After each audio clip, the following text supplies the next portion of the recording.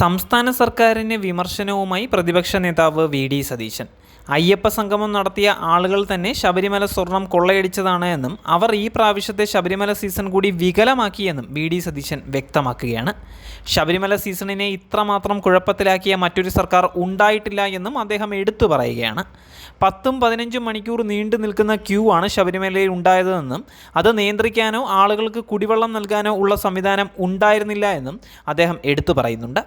ആഗോള അയ്യപ്പ സംഗമം നടത്തിയ ആളുകൾ തന്നെ സ്വർണ്ണക്കൊള്ള നടത്തുകയും ഈ ശബരിമല സീസൺ മുഴുവൻ കുഴപ്പത്തിലാക്കുകയും ചെയ്തിരിക്കുകയാണ്.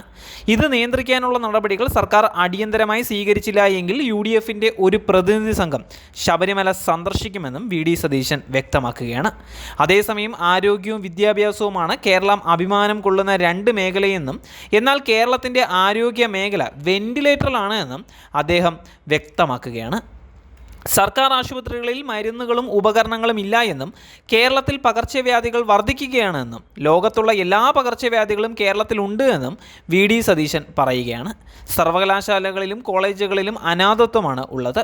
സർവകലാശാലകളിൽ വൈസ് ചാൻസലർമാർ ഇല്ല എന്നും 66 സർക്കാർ കോളേജുകളിൽ അധ്യാപകരില്ല എന്നും അദ്ദേഹം ചൂണ്ടിക്കാണിക്കുകയാണ്.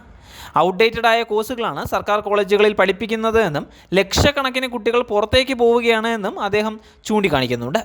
അതേസമയം ശബരിമല സ്വർണ്ണപ്പാളി കേസിൽ നിർണായക മൊഴിയുമായി അറസ്റ്റിലായ മുൻ ദേവസ്വം പ്രസിഡന്റ് A. പത്മകുമാർ രംഗത്ത് വന്നിരിക്കുകയാണ്. കേസിലെ ഒന്നാം പ്രതി ഉണ്ണികൃഷ്ണൻ പോറ്റിയെ ശബരിമലയിൽ എത്തിച്ചതും എല്ലാവർക്കും പരിചയപ്പെടുത്തിയതും തന്ത്രി കണ്ഠർ രാജീവനാണ് എന്ന് പത്മകുമാർ SITക്ക് മൊഴി നൽകിയിരിക്കുകയാണ്. പോറ്റിയെ വിശ്വസിച്ചതും അടുപ്പം കാണിച്ചതും തന്ത്രിയുടെ ആളായതിനാലാണ്. താൻ പരിചയപ്പെടുന്നതിന് മുൻപ് തന്നെ പോറ്റി ശബരിമലയിലുള്ള വ്യക്തിയായിരുന്നു. അവിടെ പോറ്റി പ്രവർത്തിച്ചത് തന്ത്രി കുടുംബത്തിൻ്റെ ആളായിട്ടായിരുന്നു. സ്വർണത്തിൻ്റെ കട്ടിളപ്പാളിയും ദ്വാരപാല ശില്പങ്ങളും സ്വർണം പൂശാനായി സന്നിധാനത്ത് നിന്ന് ചെന്നൈയിലേക്ക് കൊടുത്തുവിടുന്നതിന് അനുമതി നൽകിയത് തന്ത്രിമാരാണ് എന്നും അദ്ദേഹത്തിൻ്റെ മൊഴിയിലുണ്ട്. താൻ മാത്രമല്ല ഇക്കാര്യത്തിൽ തീരുമാനമെടുത്തതെന്നും എല്ലാവരും അറിഞ്ഞാണ് തീരുമാനം ഉണ്ടായത് എന്നും പത്മകുമാറിൻ്റെ മൊഴിയിലുണ്ട്.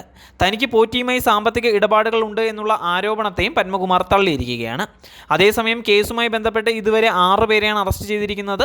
ഒക്ടോബർ 16 ഒന്നാം പ്രതി ഉണ്ണികൃഷ്ണൻ പോറ്റി അറസ്റ്റിലായി. 23 മുൻ administrative officer Murari Babu, November 1 മുൻ എക്സിക്യൂട്ടീവ് ഓഫീസർ V. സുധാഷ് കുമാർ, 6 മുൻ തിരുവാഭരണ കമ്മീഷണർ ബൈജു, 11 മുൻ ദേവസ്വം കമ്മീഷണർ N. വാസുവും അറസ്റ്റിലായിരുന്നു. നവംബർ 20 കേസിൽ സുപ്രധാന അറസ്റ്റ് ഉണ്ടായിരിക്കുന്നത്. ദേവസ്വം ബോർഡ് മുൻ പ്രസിഡന്റും CPIM പത്തനംതിട്ട ജില്ലാ കമ്മിറ്റി അംഗവുമായ A. പത്മകുമാറിനെ അറസ്റ്റ് ചെയ്തത് വലിയ രാഷ്ട്രീയ കോളിളക്കത്തിന് തന്നെ കാരണമായിരിക്കുകയാണ്.